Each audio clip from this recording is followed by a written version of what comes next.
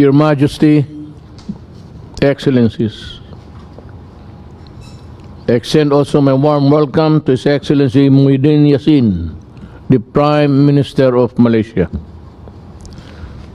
We are in the middle of an unfolding catastrophe, unprecedented in scale and devastating in impact for all. We face a new and different kind of enemy.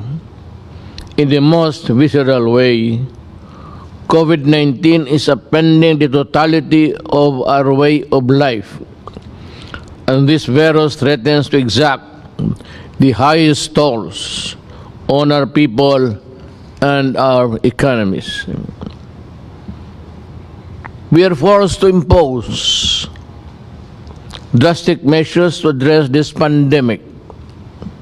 We ask our people to distance from each other and stay home.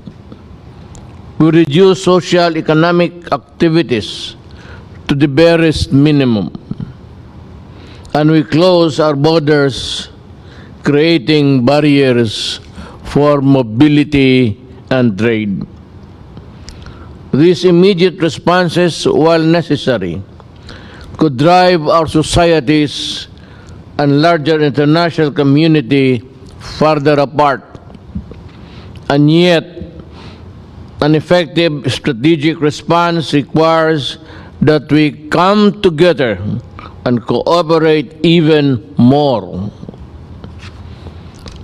Retreating from the regional and global connections cannot be the answer. To effectively overcome the challenge of COVID-19 pandemic, ASEAN must collaborate and coordinate within our region and beyond. First, our healthcare systems are under increasing stress as the number of infections rise. We face a shortage of vital medicine and medical equipments and supplies. We need to boost production and facilities intra-ASEAN trade of these life-saving necessities.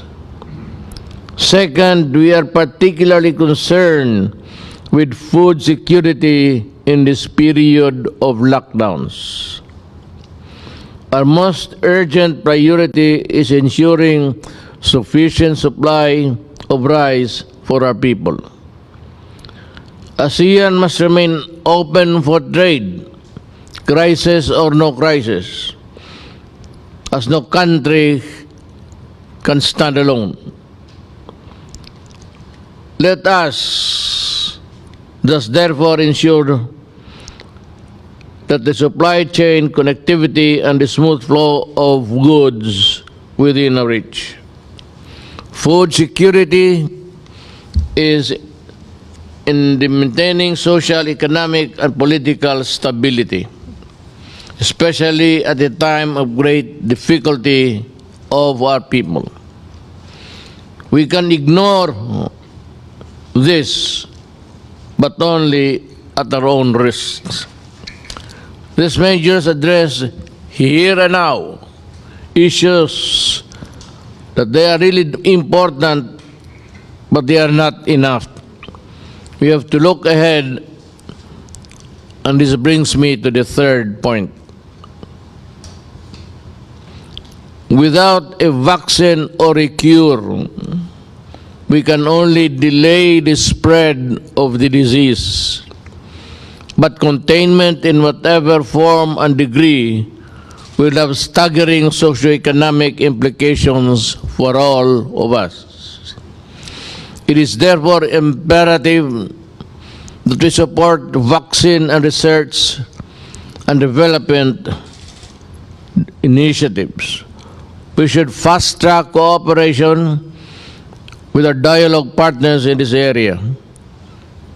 For its part, the Philippines is ready to join solidarity with clinical trials for COVID-19 treatment. Fourth and finally, COVID-19 will not be the last pandemic the world will face. We have to be ready for future outbreaks. We therefore have to improve and expand existing ASEAN mechanism to cover public health emergencies. Specifically, we should establish an early warning system for pandemics in the region. This is something vital and concrete that we can do in a collective manner. In this context, we welcome Thailand's proposal to establish a COVID-19 ASEAN Response Fund. Your Majesties, Excellencies, this emergency has triggered a crisis of solidarity in the other parts of the world.